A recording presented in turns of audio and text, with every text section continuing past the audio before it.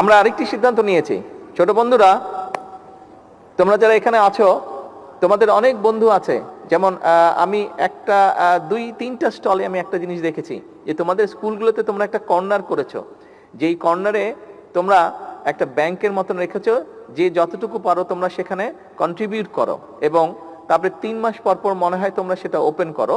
তোমাদের যে সকল বন্ধুরা নতুন কাপড় কিনতে পায় না তারা সেখান থেকে নিয়ে সেটা কাপড় কিনে, তাই না? তোমরা কে কে জানি করেছো না এরকম? কোনো কোনো স্কুলে আমি দেখেছি এরকম। ওটাকে কি জানি একটা নাম দিয়েছে ওরা, ভালো কাজের, হ্যাঁ রাইট, ভালো কাজের বক্স, এরকম একটা নাম দিয়েছো। তো আমরাও তোমাদের সেই সকল বন্ধুরা যারা, সবাই তো আর নতুন, অনেক সময় নতুন কাপড় কিনতে পারে না, নতুন স্কুল ড্রেস কিনতে পারে না, আমরা সেই জন্য সিদ্ধান্ত নিয়েছি, শিক্ষকবৃন্দ এবং উপস্থিত সকল সুধীবৃন্দ, আমরা সিদ্ধান্ত নিয়েছি সরকার থেকে যে আমরা পর্যায়ক্রমিকভাবে বাংলাদেশের প্রাইমারি স্কুলের ক্লাস 1 থেকে ক্লাস 5 পর্যন্ত সকল বাচ্চাকে আমরা নতুন স্কুল ড্রেস দেবো ইনশাআল্লাহ। আমরা এর মধ্যে দেখেছি মিড ডে যে মিলটি আছে প্রোগ্রামের, আমরা দেখেছি এর মধ্যে আমরা কাজ করছি বিভিন্ন কারণেই, আবহাওয়াগত কারণে, বিভিন্ন কারণে এটার কোয়ালিটিটা মেনটেন করা সম্ভব হয় না, হয়ে ওঠে না। আমরা এটার উপরে কাজ করছি, আমরা আশা করছি দ্রুতই এ ব্যাপারে আমরা একটা সমাধান বের করতে পারবো এবং বাচ্চারা যাতে ভালো খাবার খেতে পারে, যেটা তাদের জন্য পুষ্টিকর হিসেবে কাজ করবে, যেটাতে তারা এনার্জি পাবে, যেটাতে তারা শার্প হবে তাদের মেমোরি, সেগুলোতে আমরা কাজ করছি। শিক্ষকবৃন্দ, আপনাদের জন্য একটি বিষয় আছে, আপনারা যাতে, আমি প্রথমেই বলেছি যে স্বাভাবিকভাবে আমরা জানি যে সশস্ত্র বাহিনী বা সেনাবাহিনী বা এই সশস্ত্র বাহিনীর সদস্যরা যত বেশি ট্রেনিং করে তারা তত এক্সপার্ট হয়, তত তারা পারদর্শী হয় তাদের কাজের ক্ষেত্রে। ঠিক সেক্ষেত্রে সেভাবে আমরা মনে করি যে আপনাদের ট্রেনিংটা যত ভালো হবে, আপনারা তত আন্তরিকতার সাথে এবং তত ভালোভাবে আপনারা আমাদের শিক্ষার্থীদেরকে শিক্ষা দেওয়ার সুযোগ পাবেন বা আপনাদের জন্য সুবিধা হবে। সেজন্য আমরা আপনাদের ট্রেনিং আরো কিভাবে বেটার করা যায়, কিভাবে আরো বেটার ট্রেনিং দেওয়া যায়, সেটির ব্যাপারেও আমরা পরিকল্পনা গ্রহণ করছি। আমি আশা করি ইনশাআল্লাহ অতি শীঘ্র আমরা এই কাজটি শুরু করতে পারবো। এবার আমি আমার একটি চিন্তা আপনাদের সকলের সাথে, ছোট বন্ধুরা মন দিয়ে শুনবে, একটা কথা কিন্তু বলবো আমি এবার। শিক্ষকবৃন্দ আছেন এখানে, সকল উপস্থিতিবৃন্দ আছেন, আপনারা যারা শুনতে পাচ্ছেন আমার কথা বা দেখছেন, আমি আমার একটি চিন্তা আপনাদের সাথে শেয়ার করতে চাই। দেখুন, আমরা আজকে এখানে অনুষ্ঠানের শুরুতে সারা বাংলাদেশে প্রায় 2 লক্ষের মতন গাছের চারা রোপণ করেছি। এটি প্রকৃতিতে আমরা প্রকৃতি যাতে সুন্দর থাকে, ভালো থাকে, তার জন্য আমরা এই কাজটি করেছি। আমাদের এমনি সরকারের পরিকল্পনা আছে যে আগামী 5 বছর ইনশাআল্লাহ সারা দেশে আমরা 25 কোটি বৃক্ষ রোপণ করব। কেন রোপণ করা প্রয়োজন, বৃক্ষের সংখ্যা বাড়ানো কেন প্রয়োজন, এটি কম বেশি আপনাদের ধারণা আছে, আমি সেই ডিটেল বিষয়টিতে যাচ্ছি না আলোচনায়। একটি চিন্তা আছে আমার মধ্যে, সেটি হচ্ছে যে দেখুন, প্রায় আমরা সোশ্যাল মিডিয়াতে দেখি, বিভিন্নভাবেও দেখি যে প্রকৃতির অংশ শুধু গাছপালা না, আমরাও প্রকৃতির অংশ মানুষ হিসাবে, কিন্তু গাছপালা বা মানুষ বলেন, এর বাইরেও প্রকৃতির অংশ আছে, বিভিন্ন পশু পাখি বলেন, এগুলো আমাদের প্রকৃতির অংশ।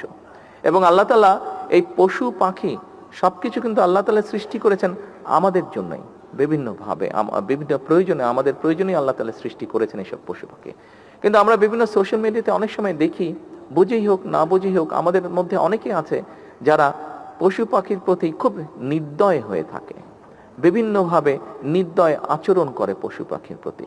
ছোট বন্ধুরা, এখানে তোমরা যারা উপস্থিত আছো, তোমাদের কাছে আমি একটা হেল্প চাই।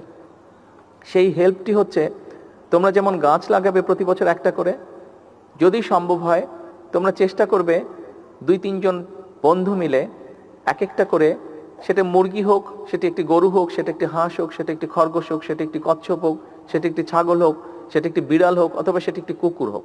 আমি যেটি বলতে চাচ্ছি উপস্থিতিবৃন্দ, আমাদের এই ছোট বন্ধুদের মধ্যে সারা বাংলাদেশে আমাদের যারা আছে ছোট বন্ধুরা, ছোট ছোট শিশুরা, এদের মনের মধ্যে আমরা কেন প্রকৃতির জন্য, সেটি পশু পাখি গাছপালা সবকিছুর জন্য আরো একটু আমরা এমন কিছু না কেন করতে পারছি না বা করছি না, যেটার জন্য এই প্রকৃতির প্রতি তাদের আরো মায়া মমতা বৃদ্ধি পাবে। আমি যেটি চিন্তা করেছি, এটা এখন আমরা ফাইনাল করিনি।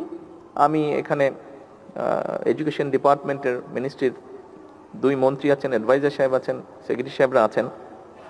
আমার মনে হয় আমরা যদি একটা পরিকল্পনা গ্রহণ করি যে স্কুলগুলোতে যদি 3-4 জন বন্ধু মিলে যে কোনো একটা পেটকে যদি পালে এবং সেই পেটটা সম্পর্কে তারা বলবে, বড় করবে, তাহলে আমি মনে করি তাদের মনটা যেরকম নরম হবে, সেটি প্রকৃতির প্রতি হোক, পশু পাখির প্রতি হোক, সেটি মানুষের প্রতি হোক, তাহলে আমরা একটি মানবিক বাংলাদেশ মনে হয় খুব সুন্দরভাবে গড়ে তুলতে পারবো। যদি একটি মানবিক বাংলাদেশ আমাদেরকে গড়ে